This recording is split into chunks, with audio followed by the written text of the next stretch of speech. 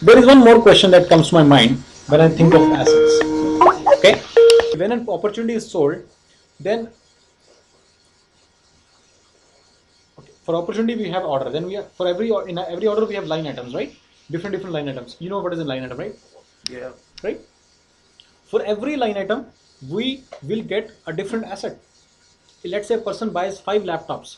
Will we get 5 assets or only one? For every laptop, we'll get different assets. Let's say a person buy, there is one line item. Inspiron 1400, quantity 3. How many assets will be created? There is one order, one line item, 3 laptops. How many assets will be created? 3. Right?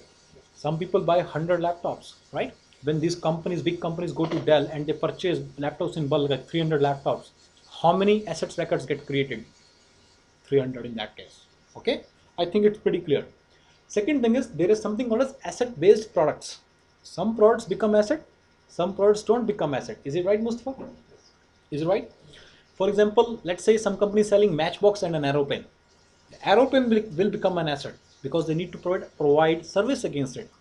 But matchbox will not become an asset because there will be no service against it. I don't expect a call that my matchbox is not working today. Can you please give me service? Okay, I don't expect any inbound calls for just for that purpose, right? Right, Mustafa? Right, sir? So some of the assets, there are something called asset-based products. Product record, not the line items for the order. Somewhere those line items are picked from a product database, right? So let's say your company has 5 products, right? And how many orders will be there? Will there be only 5 orders in the company? More orders. Many more orders. They will be probably placing millions of orders, right? Right? How many assets will get created? According to every instance, for every order, it will get created, right? So these are 3 different databases, right? Product database means in product database, he can sell only how many laptops can he sell? 5. Out of these 5 only he can sell. There are different 5 models, right? He cannot sell a 6th type of laptop, right? That will be in your product database. We are all very clear that whenever things are at the SKU level, they are product. In the order line item, they can be any number of, it depends on the inventory available. Assets is whatever is in the line item, it becomes an asset. Is it right? Is right? We'll understand this relationship, right? Okay. So for every these 5 products, somewhere it will be set up that this is our product. These are the various configurations that are possible in the product. Or every configuration is possible in every product. No. Can in a laptop you can put 2 batteries? 20 batteries? Can you put 20 batteries? No. So there are certain configurations that is possible.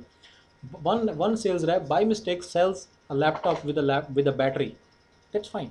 He sells it with another battery, with an incompatible battery, right? So in your product database, you'll be setting it up. Which product is compatible with which product? So this is related product has to be mentioned in the product database so that when the rep is selling, he cannot by mistake sell anything wrong, right? Right? Is right? So you are able to understand, right? Yes. You also set the price of the products. It is set at the product level, right? Or it is set at the line item level? No. At line item level, the price of the product is not set.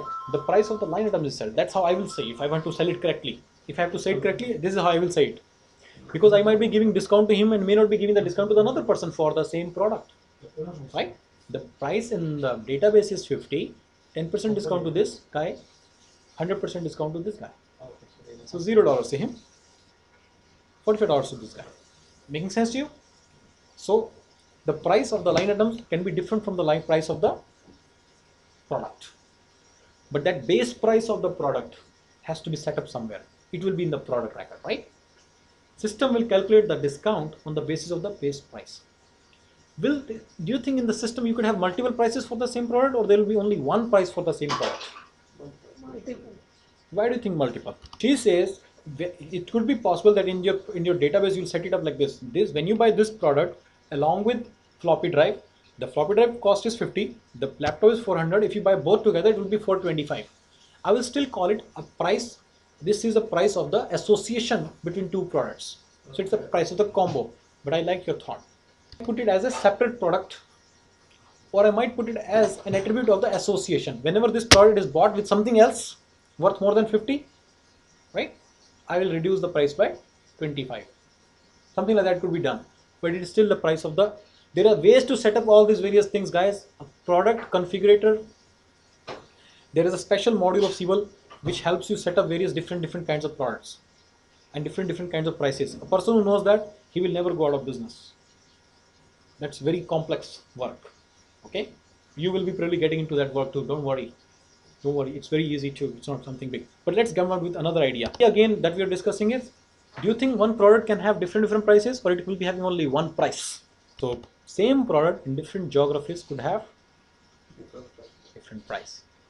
They could keep those as two separate products also, but that will be very bad on the part of the product manager, because if the VP of the sales wants to find out which product is selling more, he will think Inspirin 1400 India version selling 1 million, Inspirin 1400 US version selling 10 million. It is a distorted report.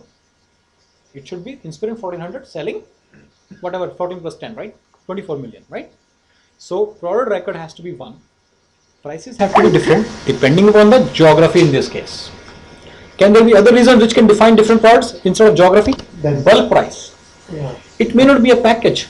Sometimes it could be simply written, if he buys more than 2, 3, 4, 5, we could have bulk packaging. Still, I will call it as bulk package. You might have we might have it in our database as a different SKU, or may not. If you don't have it as a different SKU, then we can do that. Same thing for you. If we have the related products as a different SKU, we might put the price there itself. But if it is not, then your example is very good. Same product can be sold along with different products at a different price, right? There are ways to set all these things up.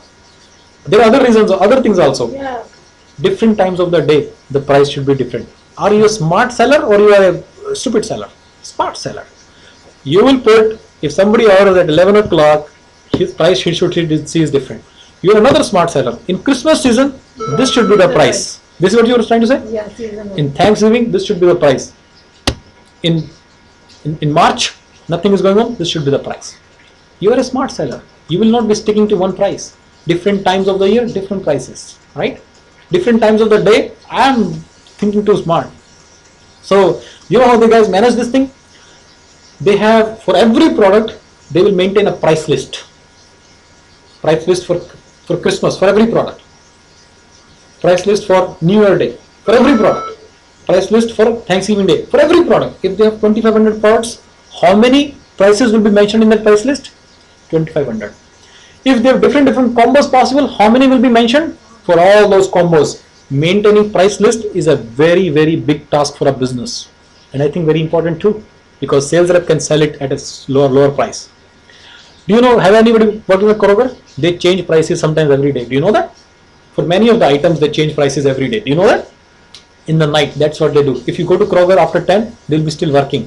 Why? What they are doing? Changing the price. You know, they put the labels, actual labels. They put green labels, yellow labels, blue labels on those. The price list is being maintained manually, but still somebody somewhere is doing all this analysis and coming up with the right price list, right? That guy is using some system.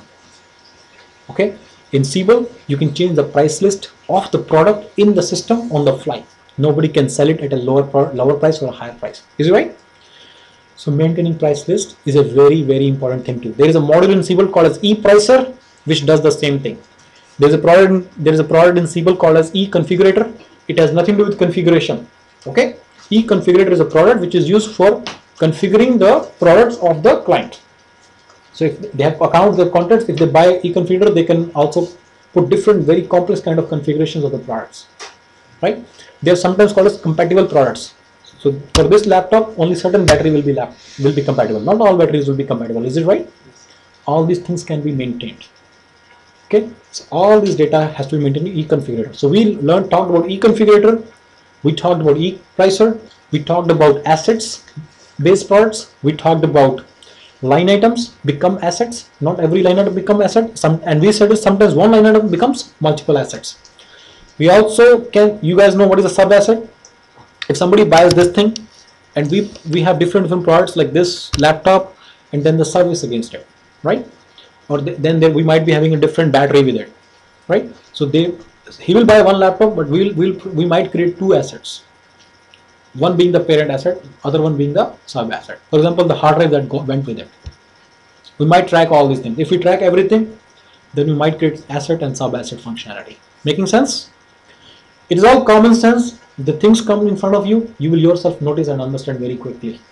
So at the end of the day, your common sense or your ability to understand things, new things comes into picture rather than these facts that I'm teaching. Okay?